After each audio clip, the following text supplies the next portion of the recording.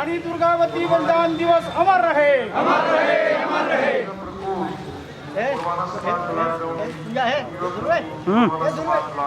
बलिदान दिवस अमर रहे, अमर रहे, अमर रहे।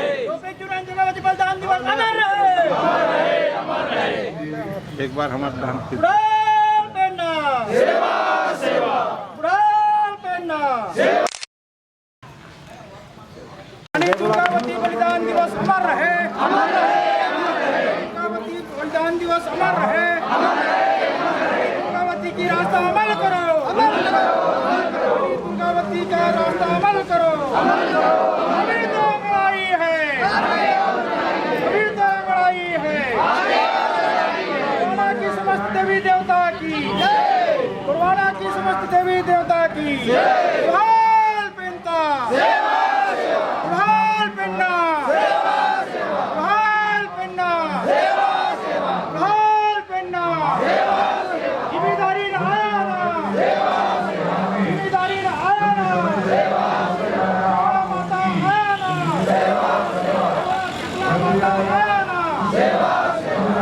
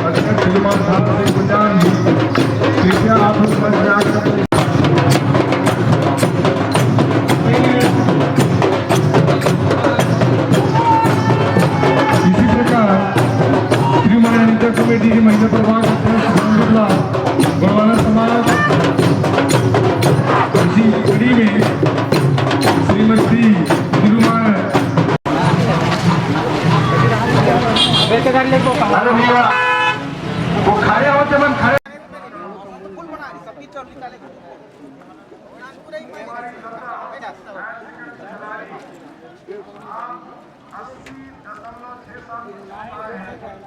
जैसे हमारे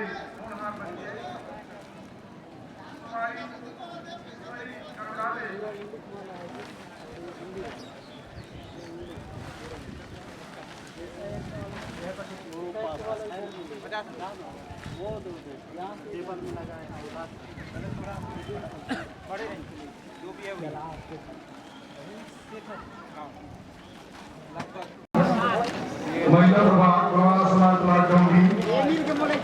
अमरवीर सर्वादिवासी समाज राजा प्रराज अध्यक्षता श्रीमती संतोषी ठाकुर जी, तिरुमाय गीतामन राम जी, अध्यक्ष सर्वादिवासी समाज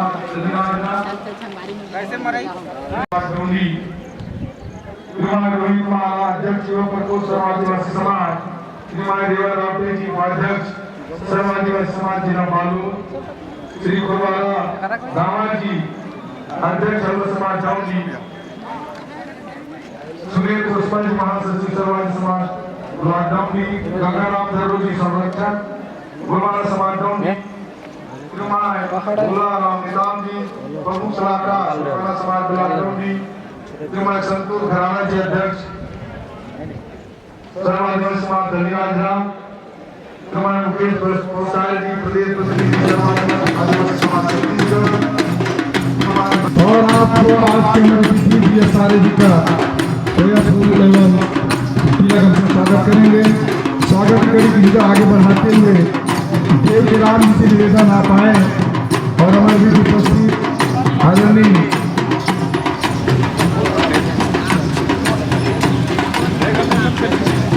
राज सिंह गुंजान जी का स्वागत करेंगे। देव के राम जी ताली बजाते रहेंगे आप लोग, स्वागत जारी है, बिल्कुल ताली बजाते रहें। धन्यवाद। इसी कड़ी में स्वागत इसी कड़ी को आगे बढ़ाते हुए मैं राज सिंह मरकानी से निवेदन आप आए और हमारे संघार सचिव आदरणीय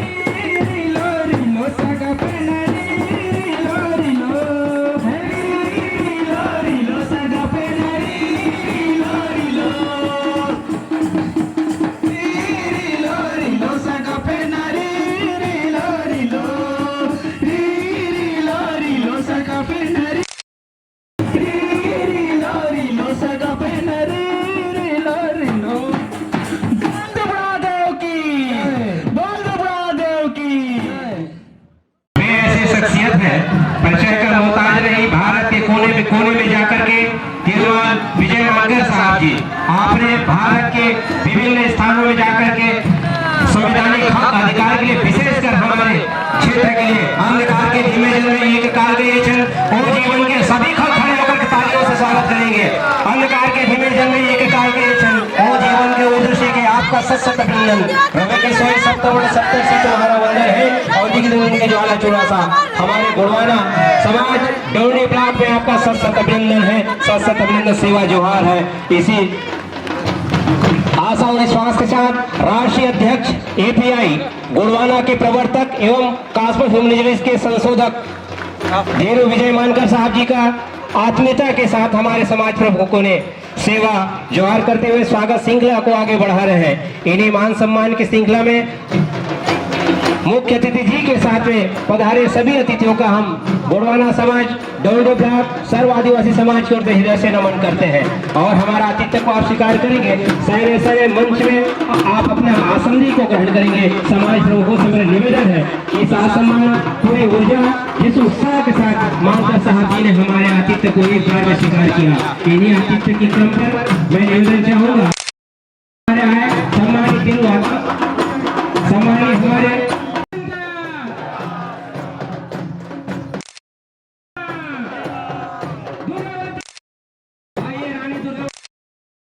आप सभी भली भांति परिचित हैं और हक और अधिकार के लिए हमारे सामाजिक नियमावली के अनुसार हम सब चलने के लिए बाध्य हैं और इसी क्रम पर हम सबके प्रवर्तक एवं हमारे विशेष गोंडवाना समाज के प्रवर्तक धीरू विजय मानकर जी का स्वागत के लिए मैं आमंत्रण देता हूँ। सम्मानित समाज राम दौड़ी, धीरू फुरवाला राम धावाल जी अध्यक्ष अरबा समाज दौड़ी, धीरू ढालसी कल्याण जी अध्यक्ष गोंडवाना महासमाज दौड़ी और मैं निवेदन चाहूंगा सरपंच संघ के अध्यक्ष सम्मानित देवेंद्र सिंह जी आप भी आएंगे स्वागत की इस कड़ी पर। सम्मानित गंगाराम गौरव जी संरक्षक गोंडवाना समाज ब्लॉक दौड़ी, तिरुमया अनिता कुमेटी जी अध्यक्ष महिला प्रभाग गोंडवाना समाज ब्लॉक दौड़ी, सम्मानित भोलाराम नेताम जी प्रमुख सलाहकार गोंडवाना समाज दौड़ी, श्रीमती गीता मरकाम जी, सम्मानित संतोष घराना जी, आप सभी से मेरा निवेदन है आप आएंगे हमारे कार्यक्रम के मुख्य अतिथि सम्मानित मानकर साहब जी का, श्रीमती संतोषी ठाकुर मैडम जी, आप सभी से मेरा निवेदन है हमारे मुख्य अतिथि जी के मान सम्मान, श्रीमती विद्या राठे जी धन्य राजा हलवा समाज अध्यक्ष, विद्या राठे जी महिला प्रभाग मातृशक्तीला जागृत करेंगे प्रयास करतन और अपन आने वाली पीढ़ी ला जड़ से जोड़ेंगे प्रयास करतन और अपन आवाज उठाए के प्रयास करतन। बहुत ही दूर दूर से सगाजन उपस्थित हावे मोर तरफ से आप मल्ला पुनः सादर सेवा जोहार। फर्ज का एहसास होना चाहिए, कर्म अपने साथ होना चाहिए, कामयाबी चूमेगी हर कदम, विश्वास अपने पास होना चाहिए। तो ऐसा नहीं विश्वास के मालिक और आस्था के धनी जिन्हें अपन विश्वास के बलबूते पर समाज में और राष्ट्र में अपन एक विशेष पहचान बने साहब। जी हाँ, मैं बात करत हूँ माननीय विजय मानकर साहब की। मोर तरफ से आप मल्ला सादर नमन वंदन अभिनंदन। आज हमारे बीच मुख्य अतिथि के रूप में बतौर विजय मानकर साहब उपस्थित हावे। आपसे आशीर्वाद वचन के रूप में अपन पवित्र विचार ला समाज के उन व्यक्तित्व के समक्ष प्रकट करे के अनुरोध है जिन मल्ला आपन के पवित्र विचार के माध्यम से आगे बढ़े के प्रेरणा मिली। तो एक साथ ही मैं हसन सम्मान आदर के साथ मंच पर आमंत्रित करत हूँ माननीय विजय मानकर। महान वीरांगना रानी दुर्गावती महारानी, इनके शहादत दिवस पर आज जो यहाँ पर बड़े पैमाने पर आदिवासी समाज के लोग इकट्ठा हुए हैं और बाकी भी कई कम्युनिटीज से लोग यहाँ पर इकट्ठा हैं। इस बड़ी जनसभा को आज आप इतने धूप में और इतने बड़ी संख्या में जो यहाँ पर उपस्थित हुए हैं, सबसे पहले मैं आपको सेवा जोहार करता हूँ। मैं पिछले 8 सालों से 10 सालों से देश के, क्योंकि आज का संदर्भ आदिवासियों का है, तो आदिवासियों के संदर्भ में ज़्यादा कहूँगा, कुछ बातें और भी कहूँगा जो पूरे देश के लिए महत्वपूर्ण है, लेकिन ज़्यादा बातें आदिवासियों के विषय में ही कहूँगा क्योंकि संदर्भ आदिवासियों का है, समस्या भी आदिवासियों की है और इंडिया दैट इज़ भारत, ये भारत को बनाने वाले गोंडवाना वाले लोग हैं, गोंडवाना वासी है। इसलिए ज़्यादा मैं जो है वो आदिवासियों के संदर्भ में ही अपनी बात कहूँगा। साथियों, अभी शायद जुलाई महीने में देश की पहली आदिवासी महिला राष्ट्रपति बन सकती है, इस तरह का जो है वो परिस्थिति आई हुई है। मैं समझता हूँ कि एक आदिवासी महिला राष्ट्रपति यदि बनती है तो हम उसका स्वागत करेंगे, ये एक अच्छी बात होगी। लेकिन मेरा ये मानना है कि ये पर्याप्त नहीं है। आदिवासी महिलाएं जिस दिन राष्ट्रपति बन जाए अच्छी बात है, लेकिन ये पर्याप्त नहीं है, काफ़ी नहीं है। क्यों पर्याप्त नहीं है, क्यों काफ़ी नहीं है? हमें किन चीज़ों को करने की ज़रूरत है? क्या हमारी आदिवासी सभ्यता है? क्या हमारी महान संस्कृति है? क्या हमारी देन है इस देश को, इस दुनिया को? और हमें क्या चीज़ें हासिल करनी है? इन चीज़ों को देश के तमाम आदिवासियों को, क्योंकि बात तो मैं छत्तीसगढ़ में बालोद जिले में कर रहा हूँ, लेकिन आप जानते हैं कि पूरे देश के आदिवासी मेरी बात को सुनते हैं। जो लोग इस चीज़ से वाकिफ़ है, यूट्यूब के अंदर में लाखों के मात्रा में असम से लेके, त्रिपुरा से लेके तो राजस्थान से लेके तो तमिलनाडु तक के तमाम आदिवासी लोग जो है मेरी बात को सुनते हैं। इसलिए देश के तमाम आदिवासियों को ये मेरा संबोधन है, क्योंकि हमने आते आते नारा ही लगाया, एक तीर एक कमान, एक तीर एक कमान, एक तीर एक कमान। तो ये हमारा नारा है कि सारे आदिवासी एक समान है। क्यों एक समान है? ये देश के लोगों को और दुनिया के लोगों पुरानी है, हमारी अमुक समझ के सभ्यता पुरानी है। अरे भाई साहब, आप इस देश में ही नहीं पूरे दुनिया में जूनियर हो। आपको इस बात 3,500 साल पहले, और गोंडवाना यहाँ 50,000 साल से था। आप आए 3,500 साल पहले, बाकी सारी सभ्यताएं बाद में आई है। सिंधु सभ्यता 5,000 साल से है, लेकिन गोंडवाना की सभ्यता ये 50,000 साल की है। और जो मैं कह रहा हूँ वो कह रहा हूँ, उसके अगर प्रमाण किसी को चाहिए तो वो कुरनूल केव्स में चले जाए आंध्र प्रदेश में, वो भीमबेटका चले जाए, आदमगढ़ चले जाए, बगोर चले जाए मध्य प्रदेश के अंदर में, वो तमिलनाडु में अतिरापक्कम चले जाए, वो कर्नाटका में हुसिंजी वैली में चले जाए, वो बिहार में पैसारा में चले जाए, राजस्थान में डिडवाना में चले जाए, आप कचारगढ़ में चले जाइए, पास में जो है आपको ऐसे सैकड़ों साइट मिल जाएंगे जहां पर आदिवासियों के सभ्यता के जीवित प्रमाण है इस पूरे देश के अंदर। You are having hundreds of living evidences of the Adivasi culture in India and in the world। और इसीलिए मैंने एक बात को कहा कि आदिवासी अगर राष्ट्रपति बनती है तो अच्छी बात है, हमें खुशी है। और अगर आदिवासी राष्ट्रपति बन रही है तो जो भी पार्टी उसे बनाए, लेकिन 25% से ज्यादा मेरा रोल है इस देश के अंदर में। क्यों रोल है? क्योंकि आज से 10 साल पहले देश में आदिवासी की बात ठीक से करने वाला देश में कोई नहीं था। आदिवासियों की क्या अधिकार है, आदिवासियों की क्या सभ्यता है, इसको ठीक से सिस्टमैटिक ढंग से, वैज्ञानिक तौर पर, नैसर्गिक तौर पर और मानव अधिकारों की लैंग्वेज में, कॉन्स्टिट्यूशन और लॉ की लैंग्वेज में बात करने वाला कोई लीडर नहीं था। मुझे खुशी है इस बात की कि इस महान सभ्यता को समझकर मैंने पूरे देश में इस सभ्यता और आदिवासियों के अधिकारों की बात को ऊपर लाया। और इसलिए मैं कह रहा हूँ नड्डा जी को, मोदी जी को, आप मुर्मू मैडम को प्रेसिडेंट बना लीजिए, लेकिन उसके साथ 3 काम और। क्या 3 काम कीजिए? पहला काम, भारत के संविधान में भारत के संविधान में गोंडवाना कहना रहना चाहिए, नीचे गिर गया था इसलिए आपको इंटरप्शन नहीं, ऊपर रहना चाहिए। गोंडवाना हरदम ऊपर रहना चाहिए। तो इसलिए जो है भारत के संविधान के अनुच्छेद 1 में आर्टिकल 1 में जो लिखा हुआ है, इंडिया दैट इज भारत।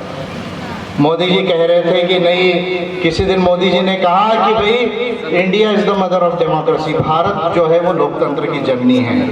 मैं मोदी जी से कह रहा हूँ, मोदी जी आपका थोड़ा हिस्ट्री और कल्चर का स्टडी कमजोर है, क्योंकि आप डिग्री विग्री कम है, पढ़ाई कम है, टोपी ज्यादा पहनते हैं, बराबर है ना? मोदी जी जिधर भी जाते हैं उधर की टोपी पहनते हैं। तो मैं मोदी जी से कह रहा हूँ कि वो टोपी पहनने से आपका ज्ञान नहीं बढ़ेगा, इस तरह का फेटा पहनिए आप जिस तरह आज मैंने पहना है, तब जाके आपको जो है वो समझ आएगा कि क्या प्रकृति है, क्या इतिहास है और क्या संदर्भ है। तो इसलिए मैं कह रहा हूँ मोदी जी से, नड्डा जी से कि भारत लोकतंत्र की जननी नहीं है। कौन जननी है? Aboriginal Australia, Gondwana and Greece, they are the mothers of democracy. Aboriginal Australia, aboriginal यानी आदिवासियों का ऑस्ट्रेलिया। किसका ऑस्ट्रेलिया? आदिवासियों का। एबोरिजिनल यानी आदिवासी, इंडिजिनस पीपल। आदिवासियों का Australia. Gondwana that is India. India that is Bharat नहीं, इंडिया दैट इज गोंडवाना होना चाहिए। क्या होना चाहिए? India that is, India that is. अरे भारत से पहले गोंडवाना था। भारत आया, वेद आए तो भारत आए, महाभारत आया तो भारत आया, रामायण आया तो भारत आया। अरे भाई ये भारत के पहले जो है ये जम्बू द्वीप, जम्बू द्वीप नहीं था, ये शंभू द्वीप था। कौन सा द्वीप था? अब शंभू द्वीप आपको बताने की जरूरत है क्या? शंभू शेख, शंभू माधव 88 हुए, आपको सब मालूम है। त्रिमंद सुलसरी, उसको आपने जम्बू द्वीप हुआ। और जम्बू द्वीप के पहले ये कोयामुरी द्वीप था, सिंगार द्वीप था, अर्थात गोंडवाना था। क्या था? कितने हजार साल से? 50,000 साल से। अब मेरी भाषा ओवैसी भी बोलने लग गई। कभी ओवैसी को मेरे पहले सुना, किसी को सुना 50,000 साल पहले बोलने के पहले? पर विजय मानकर जब से 10 साल से ये बात बोल रहे हैं तो अब ओवैसी को भी याद आ गया कि नहीं नहीं, वेदों के पहले भी इतिहास था और भी पहले इतिहास था। ठीक है, तो मैं नड्डा जी से और मोदी जी से कह रहा हूं, पहला काम करो। क्या काम करो? कि भारत के संविधान में ये संशोधन करो। दो संशोधन करो। क्या संशोधन करो? पहला, article 1 of the constitution of India का अनुच्छेद 1 को बदल के इंडिया दैट इज भारत के जगह India that is Gondwana parliament में कर दो। अगर आप ये करते हैं तो मैं स्वागत करूंगा। दूसरी बात, ये पूरे देश के आदिवासी कह रहे हैं कि हमें जनगणना में एक कोड चाहिए। कौन सा कोड चाहिए? हमारा ट्राइबल कोड चाहिए। हम जो भी लिखा है उसमें, एक सर्वे हुआ एनएसएसओ का, नेशनल सैंपल सर्वे ऑर्गेनाइजेशन का, 2005-6 का सर्वे। नहीं, पानी वानी जाने दीजिए, मैं पानी पिला नहीं आया हूँ आज उनको, तो पानी मैं पीऊंगा नहीं जब तक मैं इतने गोंडवाना की धरती पे खड़ा हूँ। प्रकृति की जो है वो शक्ति है ना, पेन आपने बोला ना, देश के आदिवासी कह रहे हैं कि हमें कोड दे दो, ट्राइबल कोड दे दो।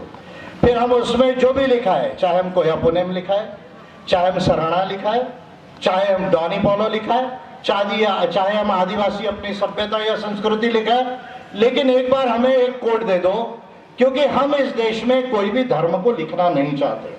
एक महत्वपूर्ण बात है, इस बात के ऊपर ध्यान देने की जरूरत है।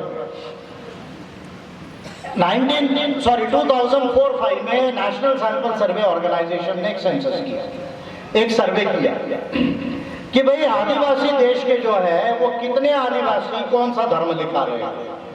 ये देश भर में जो सेंसस होता है तो ये एक मिनी सेंसस था, स्टैटिस्टिकल सैंपल लिया जाता है।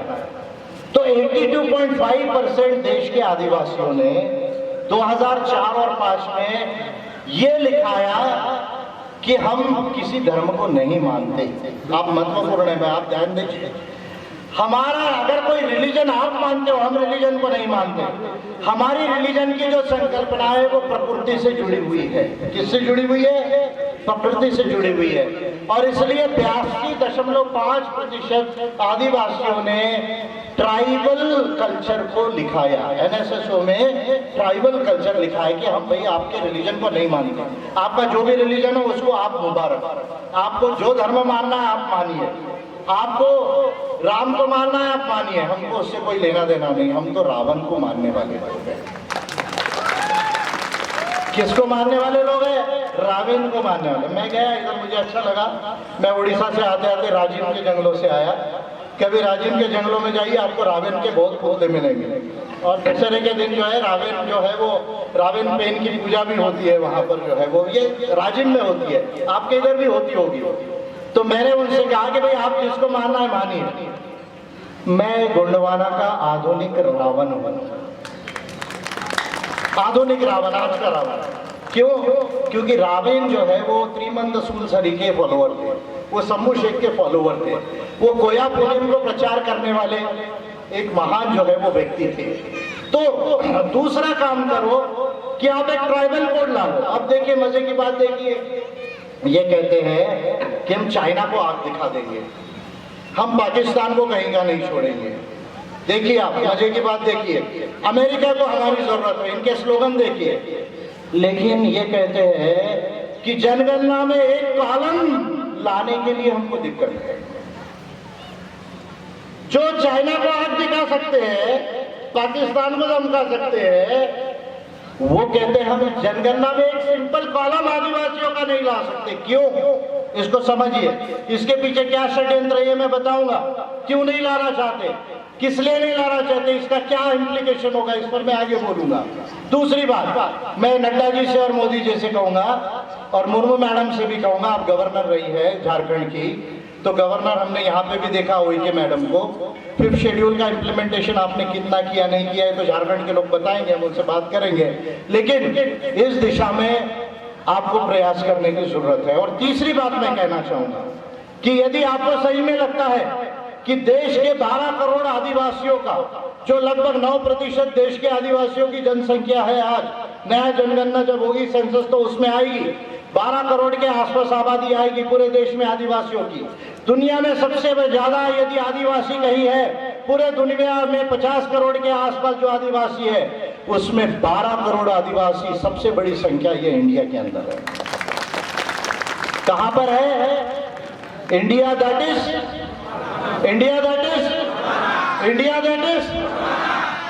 चलो आपकी हिस्ट्री अच्छा हो रहा, कॉन्स्टिट्यूशन भी अच्छा हो रहा है, खुशी की बात है, नहीं तो इंडिया दैट इज भारत बोलोगे, ठीक है, अच्छी बात है। तो तीसरी जो मैं बात कह रहा हूं कि भाई आप ये जो आदिवासी है इसके जमीन में बड़ी संपदा है। क्या क्या संपदा है? एक तो जल जमीन जंगल, हम बोलते ही है जल जमीन जंगल है, लेकिन हमारे संविधान में 5वीं अनुसूची आर्टिकल 244 में हमको जमीन के अंदर का अधिकार नहीं है। आप ध्यान से सुनिएगा इस बात को, मैं जो बोल रहा हूं वो बड़ी महत्वपूर्ण बात है। हमारा संविधान में वीकनेस है। क्या वीकनेस है? एक, हमारा संविधान देश के आदिवासियों को इंडिजिनियस नहीं बोलता, एबोरिजिनल नहीं बोलता, वो शेड्यूल्ड राइट बोलता है। शेड्यूल यानी सूची होता है, ये सूची के आदिवासी है, ठीक है। उनको संविधान एबोरिजिनल नहीं मानता और ये 1949 से समस्या है, बात की नहीं है। 49 में जब फाइनल हुआ तभी जो है इस चीज को नकारा गया। दूसरा, संविधान हमारा जो है देश के आदिवासियों को जमीन के अंदर के मिनरल्स का राइट नहीं देता, जिसको हम सब सरफेस राइट्स कहते हैं।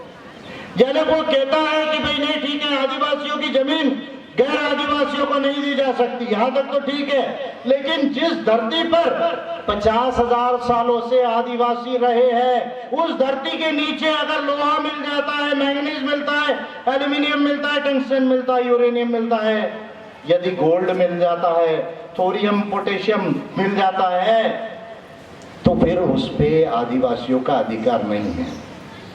तो मैं पहला लीडर हूं इंडिया का जिसने 2008 से ये बात करना चालू किया। और क्या बात की कि भाई आदिवासियों को अगर सही में आपको न्याय देना है, आदिवासियों के साथ सही में यदि न्याय करना है, तो केवल आप जो है राष्ट्रपति बनाकर काम नहीं चलेगा। इस मिनरल राइट में देश के आदिवासियों को कम से कम 15 से 20% का जो है शेयर होल्डर बनाना चाहिए। कितना शेयर होल्डर बनाना चाहिए? कम से कम कहा मैंने, कितना कहा? 15 से 20, कम से कम, ज्यादा से ज्यादा नहीं बोला है, कम से कम मिनिमम कहा है। तो हमारे देश के संविधान में, पेसा लॉ में, MMDRA एक्ट में पेसा रूल्स तो अभी बने नहीं है, तो इसका प्रोविजन नहीं है। तो इसलिए मैं कह रहा हूं कि राष्ट्रपति बनाना अच्छी बात है, लेकिन ये 3 काम करने की जरूरत है। अब मैं दूसरी बात कहूंगा कि हमारी सभ्यता क्यों महान है, क्यों हमारी सभ्यता ग्रेट है। आदिवासियों की सभ्यता पूरे दुनिया में, अभी आप देखिए चीन का डेटा आ रहा है। क्या डेटा आ रहा है चीन का डेटा आ रहा है कि दुनिया में साइंस एंड टेक्नोलॉजी में, एजुकेशन में, मैथमेटिक्स में स्टेम यानी साइंस टेक्नोलॉजी इंजीनियरिंग मैथमेटिक्स में, बड़ी बड़ी कंप्यूटर्स और मशीन बनाने में चाइना जो है वो अमेरिका के आसपास जा रहा है, अमेरिका के आगे जा रहा है। क्यों जा रहा है? इसका बड़ा आश्चर्य आपको लगेगा। चाइना के अंदर में लोग धर्म को नहीं मानते, इंडिया के अंदर में बहुत ज्यादा धर्म को मानते हैं, लेकिन चाइना में लोग धर्म को नहीं मानते। चाइना के अंदर में लोग उसी तरह की चीज को मानते थे जो आदिवासी मानते हैं। क्या मानते हैं आदिवासी? पेन और पुनेम। पेन और पुनेम दो महत्वपूर्ण बात है, पेन और पुनेम। देखिए, मैं आदिवासी की सभ्यता संस्कृति पे बहुत बोल सकता हूं, लेकिन मोटी मोटी बातें बोल रहा हूं आज मैं। पेन, पेन सल्ला घाघरा क्या है? देखिए, गोंडी लैंग्वेज है, गोंडी लैंग्वेज, और ये कहते हैं संस्कृत नहीं, हमारी बहुत पुरानी है। भागवत जी जरा जाके पूरा एंथ्रोपोलॉजी हिस्ट्री को पढ़ो, लैंग्वेजेस को पढ़ो। Gondi is the mother of Sanskrit, जरा ध्यान से पढ़ो। गोंडी जो है वो प्री द्रविडियन लैंग्वेज है। मुंडारी, गोंडी, संताली, ये संस्कृत के पहले की भाषाएं है, और पहले की भाषाएं नहीं है। आपकी भाषाओं में 300 के ऊपर वर्ड ये तीनों भाषाओं के हैं। संस्कृत के अंदर में 300 के ऊपर वर्ड जो है वो गोंडी, संताली के है, मुंडारी के है। तो इसलिए लैंग्वेज की बात आई तो पेन, व्हाट इज पेन? जब हम साइंस को पढ़ते हैं, समझते हैं, तो गोंडी के अंदर पेन, पेन का मतलब होता है एनर्जी। क्या होता है? शक्ति, जिसको आप क्या कहते हैं? शक्ति। तो शक्ति यानी पेन यानी शक्ति का स्थल, यानी ये पूरा जो कॉस्मोस है, यूनिवर्स है, इसमें एनर्जी है, इसमें शक्ति है। शक्ति है, एनर्जी है, इसलिए तो कॉस्मोस और यूनिवर्स चल रहा है। देखिए आप, मजे की बात, आज साइंटिस्ट लोगों ने ढूंढा E = mc², आइंस्टाइन का जो है फॉर्मूला है, आगे का है, मैथमेटिक्स है, उसमें एक्सपेरिमेंट है, वो ज्यादा डिटेल में है। लेकिन आदिवासियों ने 50,000 साल पहले समझा कि ये पूरा यूनिवर्स जो है वो शक्ति से चलता है, एनर्जी से चलता है। ये पेन का मीनिंग है, ये पेन का मीनिंग है। इसको समझने का आप ये लीजिए। Punem, what is Punem? कोया पुनेम। पुनेम, पुनेम का अर्थ होता है सत्य का ज्ञान, प्रकृति का ज्ञान। जो सत्य और प्रकृति का ज्ञान है, सत्य और प्रकृति का मार्ग है, वो कोया पुनेम का मार्ग है। ये कोया पुनेम का मार्ग है, ये कोया पुनेम का मार्ग है। और इसलिए मैं कह रहा हूं कि यदि आदिवासियों का कोड आ जाता है तो भारत के अंदर में देश के 12 करोड़ आदिवासी में से अधिकतर लोग जो है ये कोया पुनेम लिखाएंगे, ये जो है वो सरना लिखाएंगे, ये डॉनी फॉलो लिखाएंगे, तो देश के अंदर एक साथ पता चल जाएगा पूरे दुनिया को कि देश में इतने सारे आदिवासी है और उनका कल्चर ये है। तो ये तीसरी महत्वपूर्ण बात है।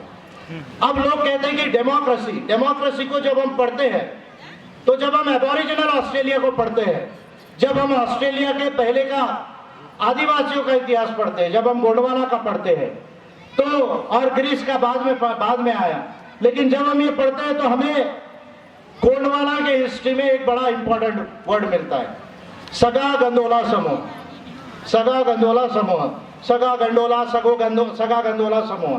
गोंडी का प्रोनाउंसिएशन मेरा कमजोर हो सकता है, लेकिन सगा गंडोला सभा जो है, समूह जो है, उससे जो है उसका मतलब होता है कि एक तरह का लोगों की लोकतांत्रिक व्यवस्था। किसकी व्यवस्था? लोगों की लोकतांत्रिक व्यवस्था। और बाद में सगा गंडोला समूह से ही गणराज्य आया, और गणराज्य से ही गणराज्य आया, गणराज्य से ही गणराज्य आया, यानी इंडिया के अंदर में लोकतंत्र का उदय ये आदिवासी समाज से हुआ है, आदिवासियों के समाज से हुआ। अभी हमने डेमोक्रेसी को मॉडर्न टाइम्स में लाया, आधुनिक तौर पे उसके अलग पैरामीटर है, लेकिन डेमोक्रेसी का ओरिजिन जो है वो आदिवासियों ने किया। तो इसलिए अब ये आदिवासियों की जो सभ्यता है, आदिवासी देश का वो इंसान है जिसने सबसे पहले प्रकृति को समझा, जो इंसानियत के साथ रहा, 50,000 साल तक किसी के साथ गलत नहीं किया, किसी का गला नहीं काटा, कहीं चोरी नहीं की, कहीं डकैती नहीं की, कहीं किसी के साथ गलत नहीं किया। सुप्रीम कोर्ट ऑफ इंडिया को भी एक दिन अपने एक निर्णय में कहना पड़ा कि देश का अगर सबसे कोई मानवीय और नैतिक समाज है तो वो आदिवासी समाज है। ये सुप्रीम कोर्ट ऑफ इंडिया को भी कहना पड़ा अपने एक डिसीजन में। ऑफकोर्स ऑबिटर दिखता है, not the main part of the decision, पर जो ऑब्जर्वेशंस होते हैं उसमें सुप्रीम कोर्ट ऑफ इंडिया ने कहा तो मैं ये कह रहा हूं कि जब आदिवासी देश के और दुनिया के इतने अच्छे और महान हैं, तो आदिवासियों को उनके राइट्स का सेटलमेंट देश के अंदर में जो नहीं हुआ वो करने की जरूरत है। That is a important point. और ये बात जो है देश के अंदर में जो नहीं हुई, दुनिया में 2 देशों का उल्लेख मैं दूंगा, एक कनाडा का और दूसरा न्यूजीलैंड का। नेशन दिया आदिवासियों को, और उसके बाद इंडिया में ये हो सकता की गई। देश के संविधान में आदिवासियों को एबोरिजिनल ट्राइब नहीं लिखा, उन्हें जमीन के अंदर के मिनरल्स का राइट नहीं दिया। संविधान लिखने वालों को इसकी समझ नहीं थी। ये बहुत बड़ी गलती और भूल जो है संविधान लिखने वालों ने की। लेकिन संयुक्त राष्ट्र ने ILO convention 169, international labour organisation का 107वां कानून कन्वेंशन और 169 169वां कानून जो है, उसमें संयुक्त राष्ट्र ने इस बात को कहा कि भाई ये तो इंडिजिनियस पीपल है, ये तो मूल निवासी है, ये तो एबोरिजिनल है, और इसलिए मानव अधिकारों में और दुनिया के संविधानों में ये लीगल रिकॉग्निशन उनको मिलना चाहिए, लीगल सेटलमेंट मिलना चाहिए। ये बात संयुक्त राष्ट्र ने सिस्टमैटिक ढंग से 1989 के अंदर में की। इसका ये परिणाम हुआ कि 1996 में हमारे यहाँ पेशा कानून बना। उसके पहले केवल 5वीं अनुसूची थी, पेशा नहीं था, यानी 5वीं अनुसूची को लागू करने का कोई सिस्टम नहीं था। संयुक्त राष्ट्र जो कह रहा है वो बातें हमारे देश में नहीं थी। 96 में पेशा कानून बना, 2007 में फिर संयुक्त राष्ट्र का डिक्लेरेशन आया, 2006 में हमारे यहाँ वन अधिकार अधिनियम बना, फॉरेस्ट राइट्स एक्ट बना 2007 का। तो आज भी जो है छत्तीसगढ़ के अंदर में रमन सिंह जी की सरकार ने पेशा के नियम नहीं बनाए। आप मजे की बात देखिए, मैं पहला लीडर हूं फिर इंडिया में 11 राज्यों को 26 जनवरी 2021 को यह पिटीशन किया। इसका ये मेरे पास में डॉक्यूमेंट 26 जनवरी 2021 को देश के 11 राज्यों को जहां पेशा नियम लागू होता है, इंक्लूडिंग छत्तीसगढ़, मैंने ये पिटीशन की कि भाई आपको पेशा नियम बना लेने चाहिए। पेशा नियम बढ़ाने के लिए मैंने 2021 में पिटीशन की, लेकिन अभी तक भूपेश बघेल जी की सरकार